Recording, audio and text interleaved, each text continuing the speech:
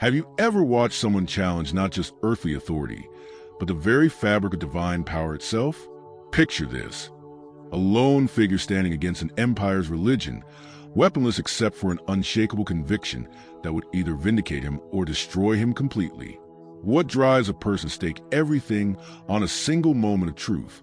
In the next 12,000 words, you'll discover how one prophet turned desperation into demonstration, solitude into supremacy, and doubt into divine fire that literally fell from the heavens. Buckle up, because what you're about to witness isn't just ancient history. It's a masterclass in courage that might just redefine what you believe about faith, power, and standing alone when the whole world tells you to sit down. Meet Elijah, not a warrior, not a king, not born into privilege or trained in royal courts. Just a man who heard whispers from the divine and decided they mattered more than the roar of popular opinion. His nation, Israel, had spiraled into spiritual chaos under King Ahab, whose weakness for his wife Jezebel's foreign gods had transformed the promised land into a marketplace of idolatry. Imagine watching your homeland abandon everything sacred, replacing the God who parted seas and toppled walls with carved statues that couldn't even swat flies. That was Elijah's reality. And when God spoke to him about bringing judgment, he didn't hesitate. He marched straight to the palace and declared something audacious. No rain would touch Israel's soil until he said so. The king could command armies, but this prophet commanded the sky itself. Now here's where it gets wild. After dropping that meteorological bomb, Elijah didn't stick around for applause or assassination attempts. God told him to disappear, to hide by a brook called Cherith, where he'd drink from the stream and eat whatever showed up. What showed up? Ravens, black-winged scavengers known for stealing food, not delivering it. Yet every morning and evening, these birds arrive like feathered servants, carrying bread and meat in their beaks. Picture the absurdity: a prophet hunted by a king, fed by creatures most people shoot away from their crops. The brook babbled its cool provision, while the rest of the country withered under relentless sun. Elijah drank, ate, waited, but brooks fed by rain don't last forever in droughts, even miraculous ones. The water level dropped daily until finally, the stones lay exposed and dry. Time to move. God's next instruction seemed almost cruel. Travel to Zarephath, a foreign town, and find a widow who provide for you. 4 men outside Israel, outside the covenant people, outside any reasonable expectation of welcome. And a widow? The most vulnerable person in ancient society, typically 1 meal away from starvation herself. When Elijah reached the city gates, he spotted her gathering sticks. Fuel for cooking, probably her last meal. He called out, asking for water, then pushed his luck by requesting bread too. Her response came loaded with desperation. She had nothing baked, just a handful of flour and a splash of oil. Her plan? Make 1 final cake for herself and her son, eat it, then wait for death to claim them both. Talk about timing. But Elijah wasn't there to take her last meal. He was there to multiply it. He told her something impossible. Make me a small cake first, then 1 for yourself and your boy, because God promises your flour jar won't empty and your oil jug won't run dry until rain returns. Imagine being that woman, staring at the stranger who's asking you to feed him before your starving child. Yet something in his certainty, some flicker of hope in his eyes, made her comply. She baked that cake, handed it over, and then watched as the miracle unfolded daily. The jar never quite emptied. The jug always had enough for 1 more day. They ate and ate, defying every natural law of consumption and scarcity. Days became weeks, weeks became months, and still the provisions held. Then tragedy struck in a way miracles couldn't immediately fix. The widow's son fell ill, grew worse, stopped breathing. The boy's mother turned on Elijah with raw fury. "Did you come here to remind me of my sins by killing my son?" Her grief demanded answers, accusations, anything to make sense of loss. Elijah didn't argue or theologize. He simply took the lifeless body, carried it upstairs to his room, and laid the child on his own bed. Alone with death, the prophet stretched himself over the boy's cold form 3 times, pleading with God to return the breath that had fled. This wasn't theatrical prayer for an audience. This was desperate intercession in a rented room, a man gambling his credibility on divine compassion. And life rushed back. The chest rose, the eyes opened, the boy who'd been gone returned. Elijah descended those stairs carrying living proof that the God he served didn't just multiply flour. He reversed death itself. Years of drought had a way of making people desperate for solutions, even supernatural showdowns. King Ahab, under Jezebel's influence, had imported 450 prophets of Baal and 400 prophets of Asherah, turning the royal court into a pagan temple. These weren't quiet practitioners. They were state-sponsored spiritual leaders with massive followings, elaborate rituals, and the queen's full backing. When God told Elijah the time had come to end the drought, he didn't mean through gentle rain clouds. He meant through confrontation. Elijah sent word to Ahab, "Gather every single Israelite at Mount Carmel and bring all those prophets too." The king complied, perhaps curious, perhaps hoping his hired spiritual guns could finally silence this troublemaker. Picture Mount Carmel summit, overlooking the Mediterranean Sea, packed with thousands of Israelites who'd come to witness whatever spectacle was brewing. Elijah stood before them and issued a challenge that cut to the crowd's murmuring. How long will you straddle two opinions? If Yahweh is God, follow him. If Baal controls storms and fertility, follow that one instead. Silence. Nobody wanted to commit, to choose sides, to risk being wrong.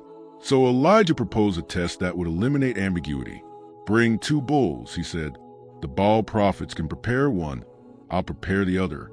We'll lay them on wood, but light no fire. Then we'll pray, they to their God, me to mine. Whichever deity sends fire to consume the sacrifice, that's the real God. The crowd loved it. Fair terms, clear outcome, no room for interpretation. The Baal prophets went first. They had numbers, confidence, and centuries of tradition backing their rituals. From morning until noon they called out, chanting, dancing around their altar, pleading for Baal to answer. Nothing, not a spark, not even smoke. By midday, Elijah started mocking them. Maybe your God's busy, maybe he's traveling, maybe he's sleeping and needs you to shout louder.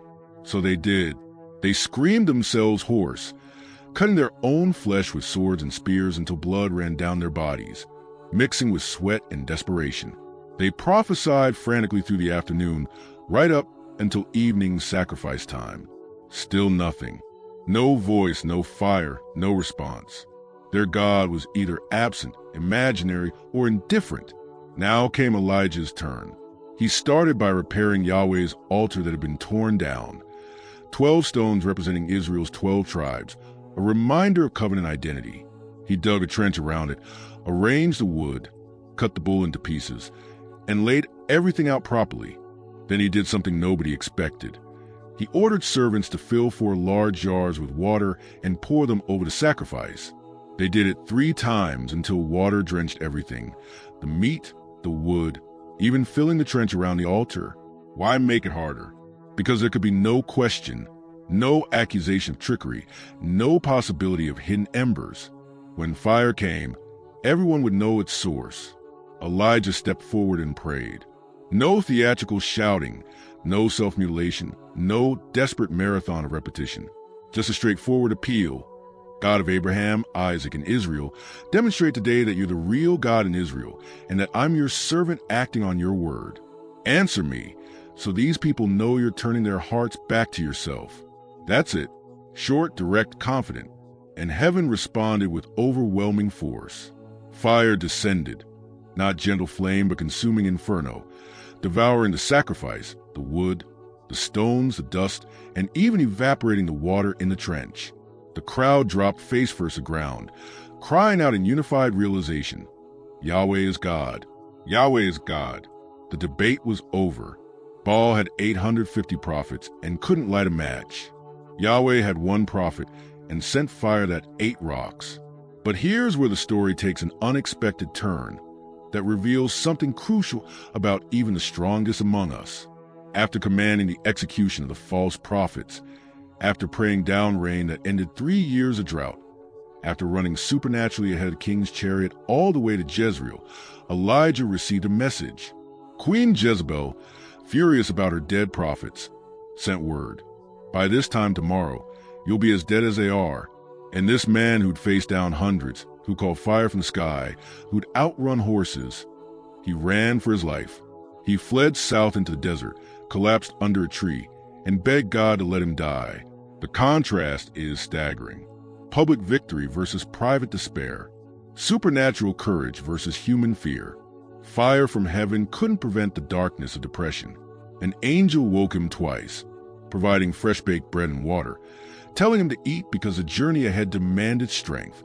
Sustained by that meal, Elijah traveled 40 days to Horeb, the mountain where Moses had met God centuries earlier. He crawled into a cave, and God asked him a question. "What are you doing here?"